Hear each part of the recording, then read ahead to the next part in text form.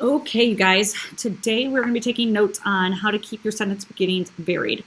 So, this is a big thing when it comes to repetition, and it's something that I'm consistently always commenting on in essays and even in PO paragraphs. It is the fact that the beginnings of your sentences cannot always be a pronoun or a noun, and that is commonly how you guys start them, or you guys start them with a conjunction. So, and but are common ones. So is the most common. So I don't want you guys to do that. So today we're going to be taking notes on different ways that you guys can make this happen. So let's look. This is what your guys' paragraphs actually sound like. James was extremely tired. He'd been up all night thinking about his history exam. He sat at the kitchen table just staring into his bowl of cereal. James's stomach was churning. He couldn't bring himself to eat anything. James could hear his parents talking, but he couldn't make out their exact words. James drank some coffee to calm his nerves. James just knew deep down that this was going to be a terrible day. He knew the coffee wasn't going to help. This is extremely boring and repetitive. Every single sentence, you can see, they all start the same way. Even if they don't say James, they say he, which basically is the same thing as saying James. Okay, so here's a new paragraph. As he had been up all night thinking about his history exam, James was extremely tired. Sitting at the kitchen table and staring into his bowl of cereal, his stomach was churning. However, James couldn't bring himself to eat anything. Although he could hear his parents talking, he couldn't make out their exact words. Ooh, I don't want you to start with so, though.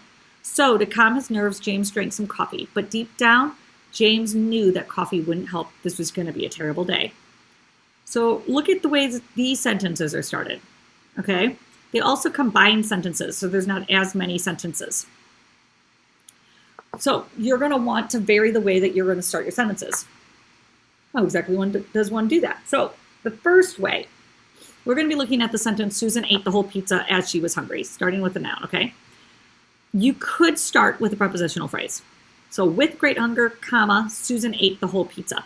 Okay, so here's what I do want you to keep in mind though. If you start with a prepositional phrase, do you see that after the prepositional phrase, you need a comma?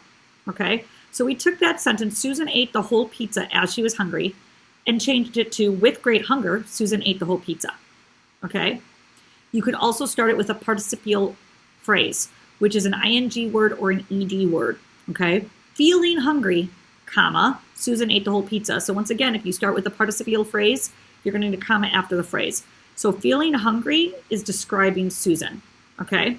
If I have not taught you participles yet, basically, all I'm asking you to do is think of ing or ed words that you can start your sentences with. Eventually, you'll learn what a participle is. You could also start with a dependent clause, so you guys can use those subordinating conjunctions. As she was hungry, comma, Susan ate the whole pizza. You can also start with an infinitive. To satisfy her hunger, comma, Susan ate the whole pizza. You could start with an adverb or an adjective. Hungrily, Susan ate the whole pizza. Hungrily is describing how she ate, so it is an adverb. So, here's what I want you to do. I want you to come up with a different way to write. The candle on the table flickered and went out because there was no oxygen left. I want you to try to come up with 3 different ways to write that. 3 different ways. I'm going to do this on Pear Deck, okay? So I'm going to be checking Pear Deck to make sure you did it on Pear Deck, and I'll be assessing you from. So hopefully you can see that there's many possible ways to start a sentence, okay? You can also use transitional words.